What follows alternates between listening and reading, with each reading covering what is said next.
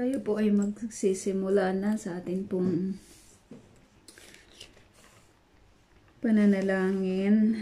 At bago po yun, gusto ko pong i-share sa inyo yung atin pong text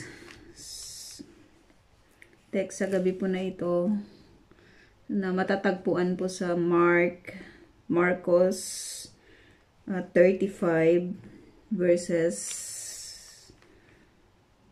Mark 1 pala 35 to 39. At ganito po yung sinasabi. Madaling araw pa'y bumangon na si Jesus at nagpunta sa isang lugar na walang tao at doon ay nanalangin siya. So kung titignan natin mga kapatid na ang pananalangin is a priority, 'di ba, sa atin pong Panginoong Jesus. At kung titignan natin yung setting po nito, bago po nabanggit po sa atin ito ni Mark at maging ni Lucas, it's the same yung mga isinulat po nila regarding sa area po na ito, na kung saan ito po ay pagkatapos ng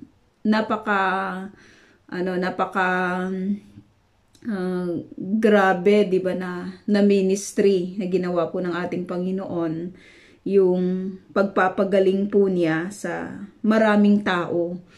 At hindi lang 10 tao, hindi lang 20 tao, 'di ba, yung pinag-uusapan po natin dito. Marami, pag sinabi pong marami, aabutin po 'yon, 'di ba, ng ilang libo. May mga nagsasabi na nasa 20,000, mga ganon, mga probably mga ganong bilang, 'di ba, yung karami po ng mga tao na nais po, 'di ba, na lumapit at humingi, 'di ba, ng kagalingan sa Panginoon.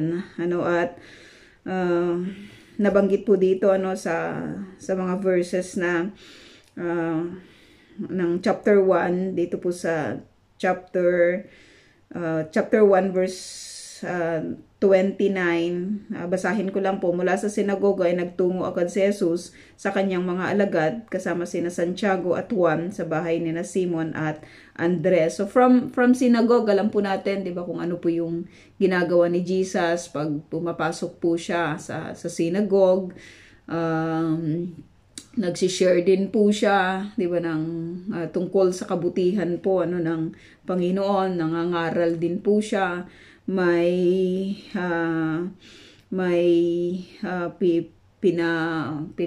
Pinagagaling din siya, 'di ba, kahit doon po sa lugar po na iyon. Noon, sabi dito, ay nakahiga dahil nilalagnat ang biyenan ni Simon, at ito'y agad nilang sinabi kay Jesus. Kaya't nilapitan ni Jesus ang babae, nawakan ito sa kamay at ibinangon. Noon gumaling ito at naghanda ng pagkain para sa kanila. Pagsapit ng gabi, pagkalubog ng araw, dinala kay Jesus ang lahat ng may sakit at ang mga sinasapian ng demonyo. Halos lahat ng mga taga roon na nagkatipon sa harap ng bahay. Pinagaling ni Jesus ang maraming may sakit, anuman ang kanilang karamdaman. Pinalayas din niya ang mga demonyo at hindi niya hinayaang magsalita ang mga ito sapagkat alam nila kung sino siya. So it was a very tiring day yung nangyari, 'di ba, sa buhay po ng Panginoong Jesus. Napakarami pong ministry, hindi lang talaga siya tumitigil, 'di ba, sa paggawa, at hindi siya tumitigil sa pagganap, 'di ba, ng kanya pong pagkatawag, 'di ba, sa Panginoon. At dito po sa verse 35, it is a continuation ng sinulat po ni Mark dito po sa chapter 1. Sinabi po dito, madaling araw pa'y. Ibig sabihin, madaling araw pa. Pag sinabi mong madaling araw pa, so anong mga oras po yung ganon, no? Yung sabi sa account po ni Luke, kung titignan po natin, it's the same din, ano yung isinulat po nitong si Lucas lamang ng mag-uumaga na. Yun naman ang kanyang sinabi nung dito kay Mark ng madaling araw pa alam mo yon, yung pag sinabi mong tayo naiintindihan natin, di ba, pag pupunta tayo sa Jerusalem, madaling araw pa gumagayak na tayo, di ba? Na alam mo yan, yung parang ayaw mong bumangon, ang hirap mo lang talagang igalaw-galaw, 'di ba, yung sarili mo. Yung very tiring kasi yung day Tapos makikita po natin na ang dami pong mga kasama mo doon sa bahay. 'Di ba? Syempre nagpapahinga din 'yon, mga pagod din 'yon, 'di ba, sa klase ng yung mga bahay po nila, 'di ba, nung araw hindi naman katulad ng meron tayo sa modernong panahon ngayon na may mga kwarto-kwarto na, 'di ba? Sa kapanahunan na 'yon, syempre kung maglalakad ka kung saan ka natulog, marami kang dadaanan na mga taong nakahiga din, 'di ba? At mga taong tulog din, no? Na alam mo yun, just imagine na lang na itong si Jesus, no, madaling araw po na yun, na habang tulog pa yung lahat, syempre mag-iingat-ingat ka sa iyong paggalaw, di ba? Hindi ka na, alam naman po natin ang Lord, di ba, na hindi naman siya yung katulad ng iba na kapag gising na talagang nag-iingay, di ba, na mararamdaman mo yung pagkalabog, di ba, ng kanilang mga paa. Yung mga ganun ba, syempre nag-iingat po ang Lord, sumaring sa kanyang paglalakad, madilim pa sa kapanahunan po na yon, di ba? So, just imagine na lang yung kanyang effort then to go outside, di ba, doon sa house na, or sa house or whatever, or sa house, di ba, yung setting, sa house na kanila pong tinuluyan, di ba? Mag-iingat ka na hindi mo matapakan yung mga taong natutulog din, na mga disciples na nakahiga. Tapos pag ibubukas mo yung pintuan, di ba, dahan-dahan din, di ba, yung pagbukas para hindi po siya makaabala or makagising, di ba, ng mga nagpapahinga. So from that statement, mga kapatid, we can see na it is a priority sa Panginoon yung bagay na ito, 'di ba? Bakit kailangan niyang bumangon? Lord, pwede ka namang magpahinga muna, 'di ba? Na dami nating ginawa noong kahapon pwedeng sabihin ng mga disciples 'yon. Pero alam mo 'yon, yung talagang isinet, hindi lang sa area na ito na mababasa po natin that Jesus ay gumigising po siya, bumabangon po siya ng maaga pa, ng mga madaling araw pa sa terminology po natin, para pumunta, 'di ba, sa isang lugar, at ano po yung gagawin niya po doon? Mananalangin, no? Mananalangin. It is a priority, 'di ba, sa Panginoon na magkaroon po siya, 'di ba, ng kanyang intimate na pakikipag-usap, 'di ba, sa Father, sa Ama. Bakit kailangang isulat sa atin ito nila Mark? Bakit kailangang isulat sa atin ito ni Lucas? Bakit ipinapaalam ito sa atin, 'di ba, ng mga sumulat sa scripture? Para makita natin, mga kapatid, it is really an important matter sa buhay po ng isang mananampalataya. 'Di ba, kasi si Jesus yung model natin. So kung si Jesus pina-prioritize niya, it is his priority, 'di ba, na magkaroon ng ganitong klase ng solitude with the Father. So yun din po, ito po ay mahalaga, at yun din po yung atin pong gagawin as believers, 'di ba, ng atin pong Panginoon. At kung titignan naman natin, maganda po na nagsiset tayo ng time, di ba, for prayer, na katulad po ng ginagawa po natin ngayon. It is a corporate prayer, itong ginagawa natin. Pero iba kapag private prayer, no? Maraming mga advantages din ng corporate prayer. Pinakita din po yan sa atin, di ba, ng scripture for other people to agree, di ba, sa atin pong mga ipinapanalangin. Pero iba din yung pag sa private prayer, ano? Magkaiba po yung approach ng kahit na sino man pagdating po sa private prayer. Sa private prayer, hindi mo pwedeng lokohin ang God. Di ba? Hindi ka pwedeng nagmamagaling, di ba, sa iyong pananalangin. It is only between you and the Lord.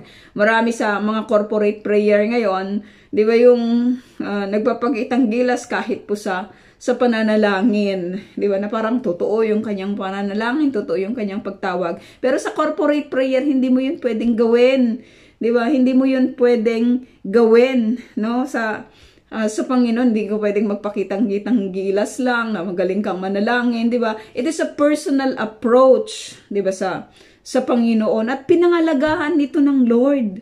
Di ba? Pinangangalaga, makikita lang talaga natin sa buhay ni Jesus na pinangangalagaan po niya yung personal prayer, di ba, sa Panginoon.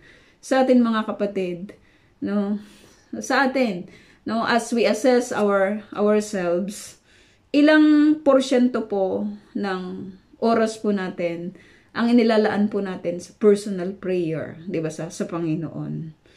Ilan, no? At kung titignan natin, babasahin po natin, napakaganda po yung sinabi sa Isaiah 50 verse 4, na yung dahilan kung bakit si Jesus nananalangin. Bakit kailangan pa niyang manalangin? Ano, as a human being, bakit kailangan niya pang manalangin? At maaaring yun din po yung ating pong itatanong, di ba, sa gabi po na ito. Pero napakaganda po ng sagot ng Isaiah 50 verse 4. Nakatula, it is Jesus himself speaking in this passage, di ba, ng scripture. Basahin po natin Isaiah 50 verse 4. Sabi dito, ang Panginoong Yahweh ang nagturo sa akin ng aking sasabihin. Alam mo, very tiring yung day. Pero alam natin, kahit po sa mga kapanahunan po na ito, as believers, mga kapatid, that we are very weak in service. Magkakaroon tayo ng weakness sa ating service, sa ating ministry sa Panginoon, if we are weak in prayer. Wala tayong pwedeng gawin. Si Jesus, makikita natin na, saan kumuhugot si Jesus ng kanyang strength? Ang dami-dami niyang ginagawa. No? Ang dami-dami niyang mga ginagampanan, di ba, sa ministry. Dito nakita natin one of his secret, he is devoting himself personally in prayer sa Panginoon. Not just in corporate prayer, pero grabe din yung ini-invest ng Panginoon in his personal prayer with the Lord. Bakit? Sabi ng Isaiah, siya mismo yung sabi nito, kasi siya yung nagtuturo sa akin kung ano yung aking sasabihin. Di ba ang ganda nun? Na ma-marvel yung mga tao. Grabe, saan siya kumukuha ng ganitong karunungan? Sabi ng mga tao, this is the secret. Kasi nagdi-devote po siya ng kanyang sarili sa pananalangin sa Panginoon. Early in the morning. Bakit early in the morning? Walang distraction doon, kapatid. Diba? Walang distraction doon. Napaka-intimate ng kanyang pakikipag-usap, diba, sa Panginoon. Kasi kung mananalangin ka with distraction, diba, parang kahit naman sa pakikipag-usap natin sa tao, kapag may mga distraction, diba, yung may mga palakad-lakad, 'di ba? Yung alam mo 'yon, hindi magiging masinsinan, 'di ba? Maaring may mga hindi ka makukuha na puntos sa pakikipag-usap mo doon sa tao kapag may distraction. So it is a very good place, 'di ba? It is a very good time, 'di ba, yung ginagawa, hindi to legalism, kapatid. Di ba? Hindi ito legalism. Yung nagsiset siya ng time niya na mananalangin at yun po yung nakita niyang oras ng kanyang pananalangin. Marami kasi sa atin mas pinangangalagaan yung tulog, 'di ba? Kaysa sa pananalangin kasi pagod ako, grabe yung aking trabaho kaya hindi ako Pero nakita natin yung beauty po, 'di ba, ng nagsasakripisyo para sa pananalangin sa Panginoon. So if Jesus is our model, this is also a very good points, 'di ba, sa atin in order for us to be blessed, 'di ba, sa atin pong mga buhay. Kasi yung ang Panginoong Yahweh ang nagtuturo sa akin ng aking sasabihin para tulungan ang mga mahihina. Diba? Ano ba yung mga mahihina? Yung mga may sakit, walang kakayanan, diba? Walang mga kaalaman. And so, everything, si Yahweh yun. Hindi mo makukuha yun sa pamamagitan ng iyong pagtulog, diba? Sa pamamagitan ng pagbabad, diba? Sa salita po ng Panginoon. At sa pakikipag-ugnayan, diba? Sa Diyos na ito, dito po natin makikita at makukuha yung kanyang pagpapala. Anong ginagawa ng Lord? Sabi ng Isaiah 50 verse 4, tuwing umagay, nananabik akong malaman kung ano ang ituturo niya sa akin. Diba? Grabe lang yan, nakaka-touch yun na. Kasi tayo, nakasarap matulog. Ayaw ko munang gumising, diba, sa pananalangin. I will admit, mga kapatid, dati, ginagawa ko po yun na gumigising din po ako ng madaling araw. Sa mga panahon na, alam mo yun, yung grabe yung persecution. Grabe lang talaga yung yung parang hindi ka na namamahinga sa dami ng mga sa dami ng mga issues, 'di ba, sa buhay, At isa rin 'yun sa mga reason kung bakit 'di ba, yung kanlungan talaga ng Panginoon ay lagi pong nandiyan, Nakakahiya sa Panginoon kasi itinigil ko po yun, mas pinili ko po yung matulog, 'di ba, lalo na nung may mga teleserye, 'di ba, na talagang pinagpupuyatan, Nakakahiya po sa Panginoon, pero it is again a good encouragement and reminder na mas maganda na piliin po, 'di ba, ang Panginoon kasi siya po yung magtuturo. Sabi niya dito, tuwing umagay nananabik akong malaman kung anong ituturo niya sa akin. Binigyan ako ng Panginoong Yahweh ng pangunawa. Diba? Sinabi po yun ng Panginoong Jesus. So maganda yung dahilan kung bakit po siya gumigising, diba, ng umaga. Kaya hindi po tayo na-amaze, diba, na grabe yung kanyang ginagawa, walang pahinga. Kasi nga, nakapag-recharge na siya, una pa lang. At kung itutuloy natin itong Mark chapter 1, sabi dito, gumising siya, bumangon siya ng madaling araw, nagpunta sa isang lugar na walang tao, walang distraction, at doon ay nanalangin siya. Nanalangin siya. Hinanap siya ni Simon at ng mga kasama nito. So from that, makikita natin yung duration ng prayer ng Panginoon. So probably itong sina Shimon at ang kanya pong mga kasama ay gumising na kasi medyo tanghali na, 'di ba? Sumikat na po yung araw. Madaling araw pa umalis si Jesus.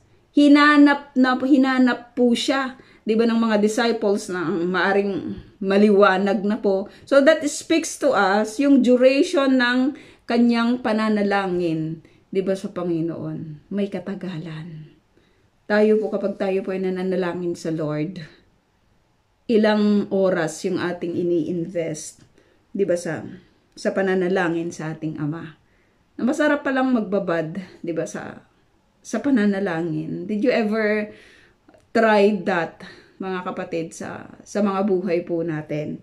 Kasi dito pinapaunawa po sa atin at tinuturo na napakagandang magbabad, 'di ba, sa pananalangin, sa Panginoon. Nang matagpuan siya, ay sinabi nila, hinahanap po kayo ng mga tao. Ngunit sinabi niya sa kanila, kailangang pumunta rin tayo sa mga karatig bayan upang makapangaral ako roon. Ito ang dahilan ng pagparito ko. Merong sinabi si Luke dito sa kanyang dito sa kanyang sinulat din, na sabi niya, hinanap siya ng mga tao at nang matagpuan ay pinakiusapang huwag muna siyang umalis. Subalit sinabi niya, dapat ko ring ipangaral sa ibang mga bayan ang magandang balita tungkol sa kaharian ng Diyos sapagkat ito ang dahilan kaya ako sinugo. Ano pa yung nakikita po natin doon? Alam mo, kapag babad ka, di ba, sa Panginoon, una sa lahat na kapag recharge ka sa Lord, alam mo kung paano haharapin yung temptation. Di ba? Alam mong i-priority kung ano yung kalooban, di ba, ng Panginoon.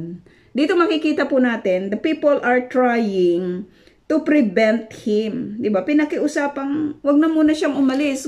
Gusto namin muna ikaw, masarili, Jesus.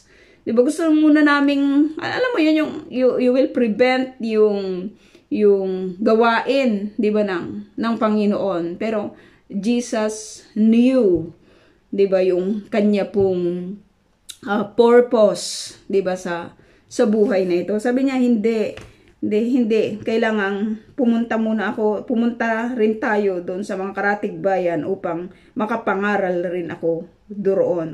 Ito ang dahilan kung bakit ako narito. Ito ang dahilan ng pagparito ko. Marami ang bumabagsak sa mga temptation, mga kapatid, especially sa mga tao, di ba, na mga nakakasama po natin, yung mga ganon, sa mga taong dear po sa atin. Kasi hindi tayo babad, di ba, sa pananalangin. Hindi natin pina-priority, di ba, yung pananalangin sa Panginoon, no? Marami tayong pinagkakabisihan, busyness or laziness, di ba? Kasi busy ako, napagod ako. Pero alam po natin, mga kapatid, na ang problema sa generation po natin ngayon ay hindi yung kanilang telephone, hindi yung kanilang Facebook, hindi yung kanilang Instagram, hindi yung kanilang internet, hindi yung mga teleserye, hindi yung mga videos.